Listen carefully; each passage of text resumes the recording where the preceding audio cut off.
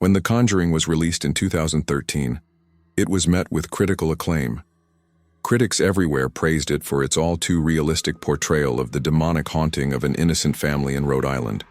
Most viewers assumed that the movie was nothing but the wild imaginings of director James Wan.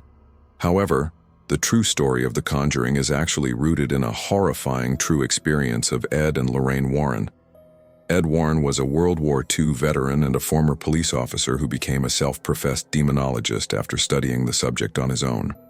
His wife, Lorraine, claimed to be a clairvoyant and medium who was capable of communicating with the demons that Ed discovered. In 1952, Ed and Lorraine founded the New England Society for Psychic Research, the oldest ghost hunting group in New England. They quickly gained notoriety as respected paranormal investigators after their initial investigation of the Amityville hauntings. Their two most famous cases, however, were heavily popularized by the Conjuring franchise, a series of movies that focuses on Ed and Lorraine's experiences exorcising demons from two possessed families. Though the movies seem over-dramatized and impossible to believe, the Warrens maintain that all of the events depicted actually transpired. Though Ed died in 2006, Lorraine was a consultant on the film and claims that she didn't let the directors take any more dramatic license than was necessary. Nevertheless, the true story of The Conjuring remains almost unbelievably chilling to this day. The true story of The Conjuring begins with the first film, which focuses on the Perron family.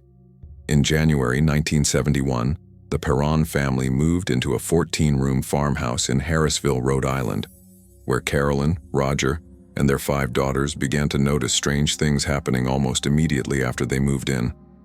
It started small.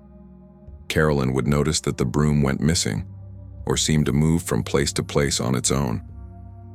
She would hear the sound of something scraping against the kettle in the kitchen when no one was in there. She'd find small piles of dirt in the center of a newly cleaned kitchen floor.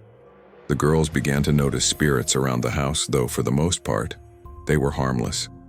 There were a few, however, that were angry. Carolyn allegedly researched the history of the home and discovered that it had been in the same family for 8 generations, and that many of them had died under mysterious or horrible circumstances. Several of the children had drowned in a nearby creek, one was murdered, and a few of them hanged themselves in the attic. The spirit that was depicted in the film, Bathsheba, was the worst of them all. Whoever the spirit was, she perceived herself to be mistress of the house, and she resented the competition my mother posed for that position, said Andrea Perron, the oldest of the 5 girls. It turns out there was actually a real person named Bathsheba Sherman who lived on the Perrons' property in the mid-1800s. She was rumored to have been a Satanist, and there was evidence that she had been involved in the death of a neighbor's child, though no trial ever took place.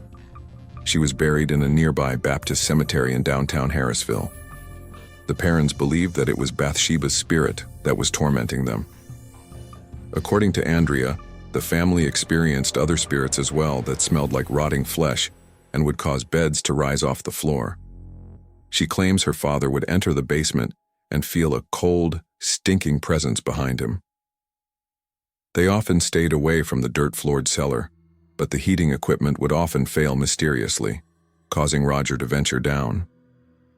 Over the 10 years that the family lived in the house, the Warrens made multiple trips to investigate. At one point, Lorraine conducted a seance to attempt to contact the spirits that were possessing the family. During the seance, Carolyn Perron became possessed, speaking in tongues and rising from the ground in her chair. Andrea claims to have secretly witnessed the seance. "I thought I was going to pass out," Andrea said. "My mother began to speak a language not of this world in a voice not her own. Her chair levitated and she was thrown across the room." Though the movie version of events culminates with Ed performing an exorcism rather than a seance, Lorraine insists that she and her husband would never attempt one, as they must be performed by Catholic priests. After the seance, Roger kicked the Warrens out, worried about his wife's mental stability. According to Andrea, the family continued to live in the house due to financial instability until they were able to move in 1980, at which point the spirits were silenced and the hauntings ceased. The Enfield haunting. 6 years after the Perron family was terrorized by their demon, another family in Enfield, England began to experience similar things. In August of 1977, the Hodgson family started seeing and hearing strange things. Janet, who was 11 at the time, recalled sitting up in bed to see her dresser slide across the room that she shared with her brother. "We shouted, 'Mum, Mum,'" said Janet. "We were sort of frightened but also intrigued." Later, the family began to hear knocking coming from all sorts of places in the house. She remembers her mom thinking there were burglars or drifters hiding out in their home and calling the police to investigate. The officer who arrived reported witnessing a chair rise up and move across the floor on its own. Reporters from the Daily Mirror, who were also called in to report on the Enfield haunting, experienced them for themselves too. Legos and marbles were reported flying around the room, hot to the touch when picked up. Clothing folded on tabletops would leap off of them and fly across the room. The sound of dogs barking would be heard in empty rooms, lights would flicker, coins would drop out of thin air, and furniture would spin or tip over without being touched. Then one day, the iron fireplace in an upstairs bedroom was ripped out of the wall. After that, paranormal investigators from all around the world showed up, claiming to be able to contact spirits and wanting to know more about the Enfield haunting. Most of them decided that the children had been faking their experiences, as one of them had admitted to doing so on one occasion. But the Warrens were different. They showed up and immediately believed that a demonic presence was present. However, their claims were overlooked, as a noted skeptic at the time accused Ed Warren of exaggerating and even making up incidents, often transforming a haunting into one case of demonic possession. This is where the story differs from the movie, as there was no exorcism-like practice from the Warrens. In 1979, 2 years after they began, the hauntings abruptly stopped, though the family maintains they did nothing to stop them.